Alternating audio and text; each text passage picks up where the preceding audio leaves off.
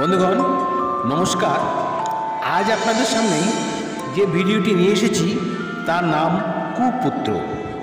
এক উচ্চ মধ্যবিত্ত পরিবার যার সর্বময় কর্তা রামকুমার চট্টোপাধ্যায় ভীষণ সৎ এবং গম্ভীর। 3 ছেলে এবং স্ত্রী নিয়ে তার সংসার। বড় ছেলে রমাপ্রসাদ, মেজ ছেলে রুদ্রপ্রসাদ এবং ছোট ছেলে রামপ্রসাদ। রামকুমারবাবু সবসময় 3 ছেলেকে শিক্ষা দিতেন, কখনো মিথ্যে কথা বলবে না, কখনো চুরি করবে না, ভালো করে লেখাপড়া শিখে জীবনে মানুষের মতো মানুষ হবে। 3 ছেলেই রামকুমারবাবুর এই সমস্ত কথা মেনে প্রতি বছর ভালো নম্বর পেয়ে পাশ করতে লাগলো। 3 ছেলে বড় হয়ে গেল। বড় ছেলে যখন 12-এ পড়ে তখন তিনি দেখলেন যে তিনি যা পছন্দ করেন না তাই হচ্ছে, অর্থাৎ প্রতি রাতে আলমারি থেকে টাকা চুরি হয়ে যাচ্ছে।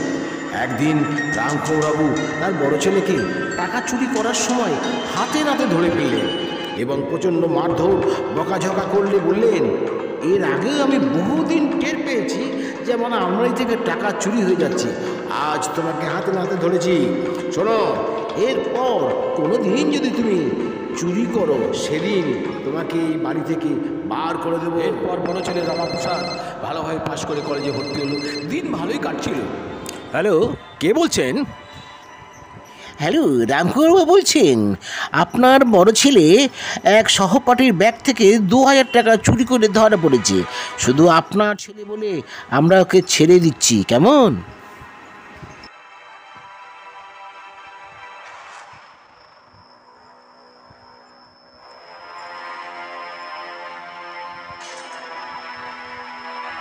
জীবনে যেটা আমি পছন্দ করি না তুমি সেটাই করেছো। তুমি আমার মুখে চুনকালি লাগিয়ে দিয়েছো।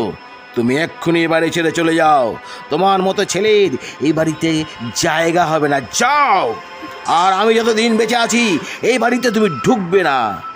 আমি মনে করব আমার বড় ছেলে মারা গেছে, যাও।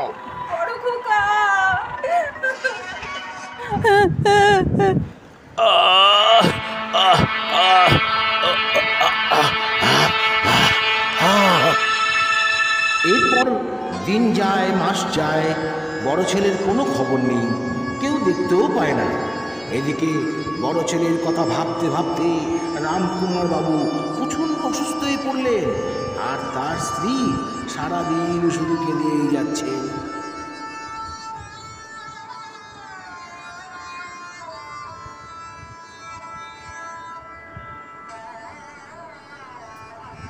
অসুস্থ রামকুমারবাবু একদিন সকালে মারা যান।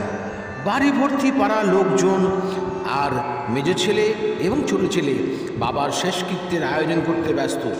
হঠাৎ দরজার সামনে এসে দাঁড়ায় বড় ছেলে। সবাই চমকে ওঠে। বড় খোকা, তুই এসেছিস বাবা? বাবা! এই দেখো, দেখেছো এবার বড় ছেলে, এতদিনে বড় ছেলে এলো, দেখেছো? এই দেখো, বাবা মারা যাওয়াতে এবার ঠিক এসেছে, দেখেছো? এইবার ভালো হয়ে যাবে। হ্যাঁ, ঠিক, এইবার ভালো হয়ে যাবে। বাবা মারা গেছে না, বাবা মারা গেছে, বিবেকটা খুলেছে এইবারে। হ্যাঁ, দেখো কেঁদেই যাচ্ছে, কোথায় বড় ছেলে এসেছে? দেখি তো বড় ছেলে। বাবা কোথায়? কই বড় ছেলে এসছে, বড় ছেলে এখন এসছে।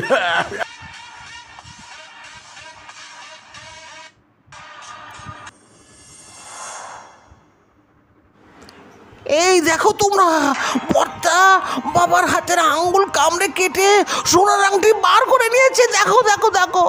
কি? এই মুখ খোল, এই মুখ খোল, আংটি বার কর। ঠিক, হ্যাঁ, সবাই বাকি আছে।